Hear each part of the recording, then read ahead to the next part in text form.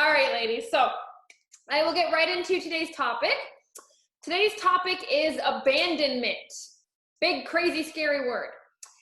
Now, this topic came to me because every now and then I get like really long emails. Every now and then, a fit queen here, a fit queen there will send me a really long email. And it could be for different reasons. It could be they're really excited and want to talk through a win that they had. It could be they had a revelation or a perspective shift they want to talk through.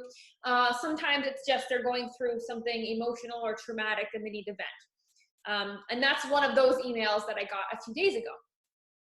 And in the email, this fit queen in particular was talking about how she's starting to realize her fear of abandonment is hindering her journey more than she thought. Her weight loss, her health, her self-growth journey, more than she thought. And so I thought, if one fit queen is going through this, there's definitely at least 10 others, if not more, who are struggling with it knowingly or unknowingly. So I'm going to shed some light on it. So first thing I want to ask you ladies, and you can write this in the comments or just show me your hands. Have you ever felt abandoned at any point in your life? Have you ever felt abandoned? Have you ever felt betrayed, neglected, cheated? Has someone given up on you? All of these feelings, awful. And there's definitely consequences. And you've either felt them because of somebody else or maybe because of yourself as well. And so whatever that thing was that caused those feelings, I want you to ask yourself, did it leave scars? Did it leave scars, ladies? Yes or no? So examples, if you were cheated on, do you have trust issues? You know, did your mom abandon you when you're younger? Now you question if you're a good mother, right? What type of scars? Could be big, could be a small scar. Does those negative experiences of abandonment, neglect, someone giving up, did they change the way that you think, the way that you act, the way that you make decisions now? What are the little scars that you are carrying with you? I want you to identify it. Write it down, say it out loud, write it in the comments if you're brave. Identify it. Okay? Now, I don't know for certain a lot about abandonment, but what I do know for 100% certainty, I can guarantee that those emotions will pop up again in your life. I can guarantee that you will feel abandoned, betrayed, cheated, neglected. Those emotions will come up again. Can we agree? There's no way you're getting out of this without them. There's no way. It's just going to happen, right? That's one thing I know for certain, and I can guarantee you, and I can put money down on, right? But here's the thing that we need to realize. If that's true, which you all have just acknowledged that it is, are you going to live by that fear that it might happen, or fear waiting around the corner for when it does happen? Are you going to be living in fear of that happening and missing out on all the good things that could happen if we accepted that it was going to happen in the first place? So are you going to have fear of losing it all without even going after it all? What would you choose? Are you going to fear going after it all, and that fear is going to stop you from going after it all in the first place? That's up for you to decide, because you can't have fun with it without the other, ladies. You can have little fear. Like, who's really good at pushing those thoughts down? Not in a healthy way, but who can push them off to another day? Well, I don't feel like dealing with that one today. We'll come back to that, right? Who's good at that? We can push the fears down for a little bit because we don't deal with them. We don't face them. We hope they just don't come to fruition, right? So you can either have little fear with little chance of enjoyment and happiness in your life, right? Because if you're always living in fear, you're acting in scarcity, you're holding back, you're missing out, you're avoiding things, right? To avoid being in certain situations that might trigger or activate that fear. So if you are living to avoid fear, that means you are actively choosing to avoid joy, right? You can't have one without the other. So you can either have little fear and little joy, or on this side, you can have all the fear and all the joy. So if you sit down and you say, I could be happier, I could be more content, I could be more fulfilled. If that's true, you can't have these intense, happy emotions without the intense, sad, angry, negative emotions. So which one do you choose? Which one makes you want to live that life?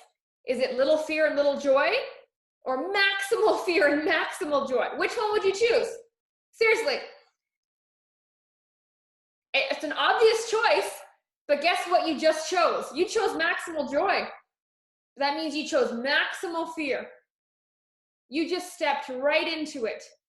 And that's some scary unknown territory right there. Because here's the thing. If you live in fear, which of course nobody wants to when you say it like that, right? Nobody says, yes, I choose to live in fear. We're not actively doing that. We're passively doing that, right? So if we're doing that, guess what you're doing? You are half committing to everything. What are you half committing to right now? What are you half committing to? Right? If you're afraid of losing everything, so afraid that it stops you from going after what you truly deserve, what your true potential is, what are you missing? Right? You are half committing to something. So that means you're never going to finish anything, fully realize anything. So you either half commit to your job because you don't want to get, turned away for that promotion and told you're not good enough, or you don't want to get let go one day and be caught off guard. Are you half committing to your spouse because you don't want them to randomly leave you one day, and if they do, you don't want to be hurt. You want to be as distant as possible. What are you half committing to? Is it this journey? Are you half committed because you are afraid that you will abandon this? Are you afraid this is not for you? Are you too afraid of how destructive and damaging it would be to fail at this, that you're not going all in? Are you feeling like you can't commit? Are you feeling like something's holding you back? Are you feeling like you're half-assing it? Are you feeling like you could do better? Let me tell you, you're not alone. Everybody on this call is doing it to some degree. Why are we doing it? Because we think at some point this is all going to go away. And if it does go away, you want to be able to say, I didn't really try anyway, because it hurts less. Right? Because every other time you tried to lose weight, you said you'd get healthy. You said you'd fit into those jeans. Every time you said it in the past, you didn't mean it. Or if you didn't achieve it, didn't hurt super bad, did it? You're like, oh, okay, next time. Or, oh man, it sucks for a little bit.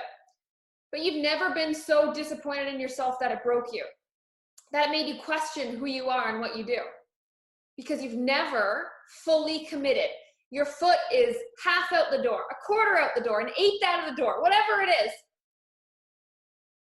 Your feet are turned towards the door, right? Because it is easier to walk away when you know you didn't give your 100% effort. It's an excuse as to why it failed. It's okay to abandon it. That doesn't leave scars like the other scars you've gotten. You get to control this one. And that's why we hold ourselves back. And if you find yourself doing that in this journey, I can tell you that it is a habit of yours, whether it's a continuous thing or it pops up every now and then. It is a habit of yours that goes beyond your health and your weight loss. It is popping up somewhere. And if you want to fix it here, you have to fix it there.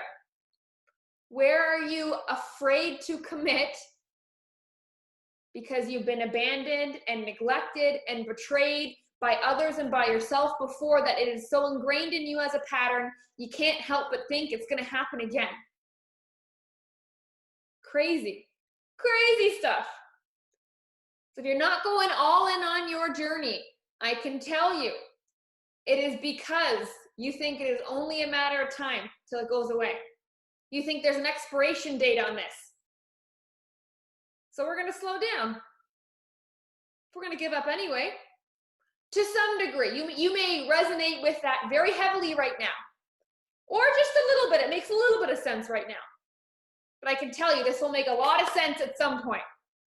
It's crazy. It comes and goes. Depends on where you are, what phase you're in, how much trauma and craziness is happening in your life right now. And here's the thing, right? Think of all these fears of this abandonment, of something going away, losing everything. If your fear doesn't come true, all these fears, if they don't come true, guess what? Nothing but wonderful things happen. And if they do come true, guess what? You have an amazing opportunity to learn a lesson and become stronger instead of more broken. When you break a bone and it heals, the part where it heals is now the strongest part on the whole bone. How cool is that? That is life. You can be guaranteed that you will get knocked down and broken and heartbroken and have this abandonment and losing it all, whatever that means. Maybe it just means mentally losing it all, going batshit crazy for a little bit. It's going to happen.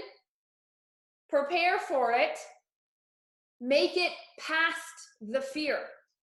We are so good at pushing it down because we're either too busy, we can't possibly deal with it right now, or we just don't have the mental capacity to understand that fear, that we just sweep it under the rug and we keep living life. And it creeps up a little bit, then we can push it back down.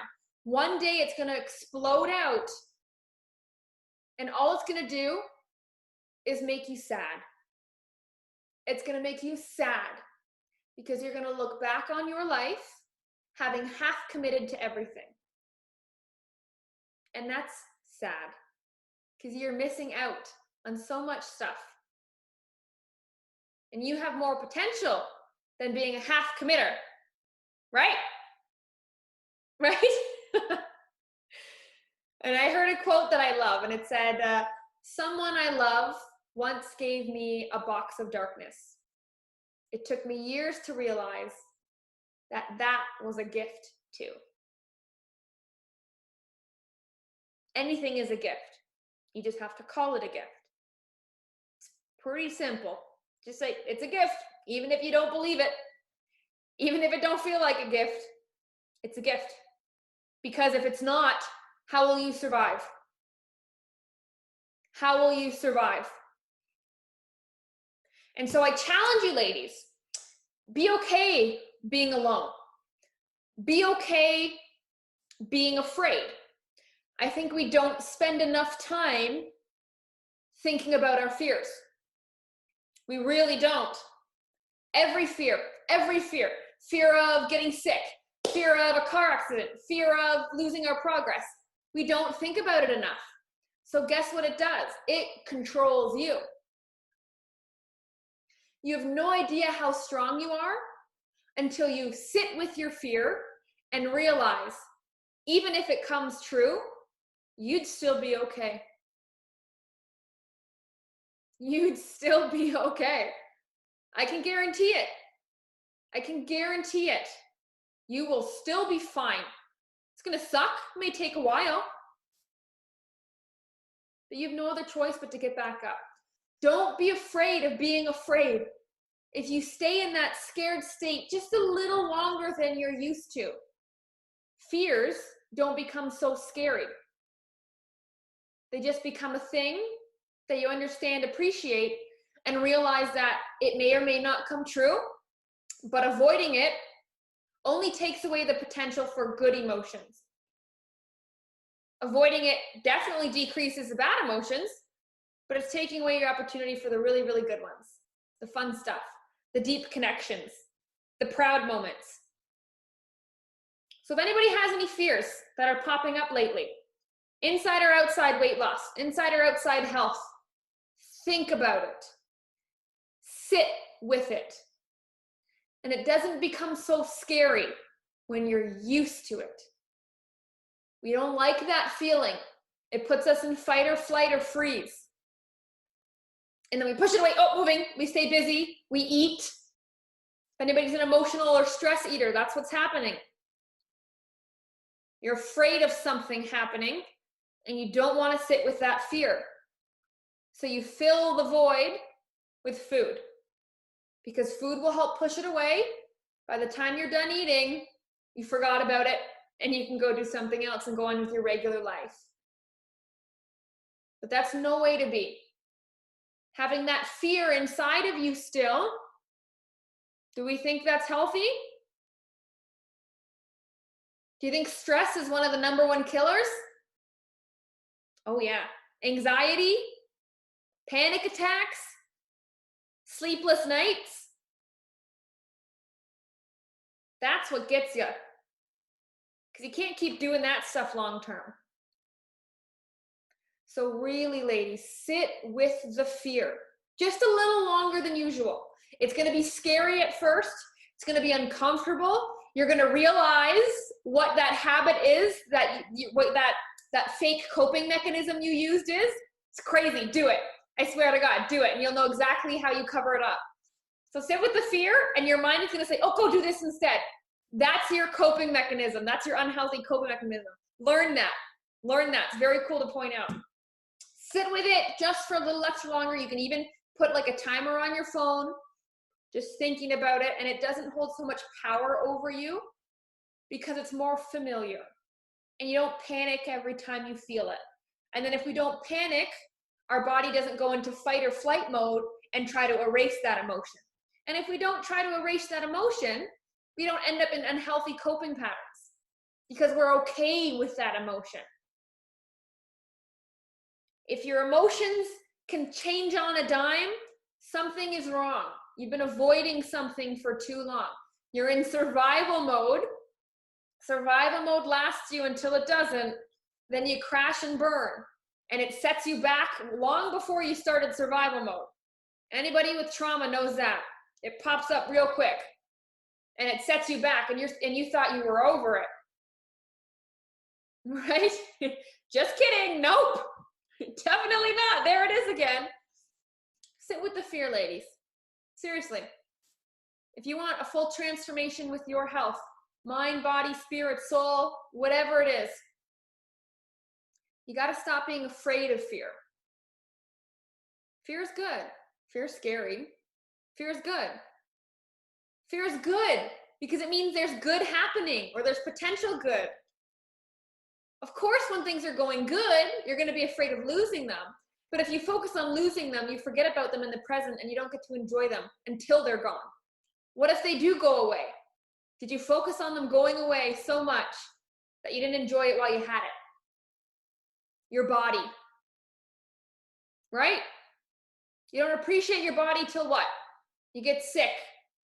You get injured. Right? Same thing. You don't appreciate your spouse until they, till something happens or they point it out and you realize that's the way that it is. That's the way that it is. So don't be a half committer, ladies, just because you're afraid of what happens if what you committed to doesn't work out. Life is what happens when you're busy making other plans. Go after your plans. Go after your plans. Just know that they won't always work out, but that doesn't mean you should stop going after them. And that is what you have been doing somewhere. Be brave, be courageous, fall on your face, lose a little bit. I'm not talking about weight. You can lose weight, definitely do that. But lose the stuff you're afraid of losing a little bit. And then you have more power and control. Then you really get out of those bad habits, those bad psychological habits that made you gain the weight in the first place. You didn't gain the weight because you stuffed your face. Why did you stuff your face? What were you avoiding? What were you trying to not let happen or not sit with or afraid of happening? It's always more. You didn't gain the weight because you were sitting on your butt. Why did you choose to sit on your butt? Why do you have your laptop out and your phone and the TV on at the same time? We're drowning something. We're distracting from something. And it is only because you're just not sitting with it a little bit longer. Just a little bit longer. And you'll get to know yourself really well. You get really healthy coping patterns when you sit with it longer. You really do. And you realize how fucking strong you really are. Because you can either crumble or get back up. And you won't let yourself crumble. You can't. You can't. That's what you're afraid of. You've never thought past the fear. Where do you end up if that fear comes true? And you make it through it. Where do you come out? Who are you? Where are you? What happens? Think about that. We think the fear is the end. It's an opportunity. And you're missing like half a life by avoiding it. Literally. Literally half of life. So if you take away anything from this call, ladies, check yourself. Are you half committing? What have you been avoiding because you're afraid of it? And make time to sit with it. You learn a lot about yourself. And I would love to hear what you learn.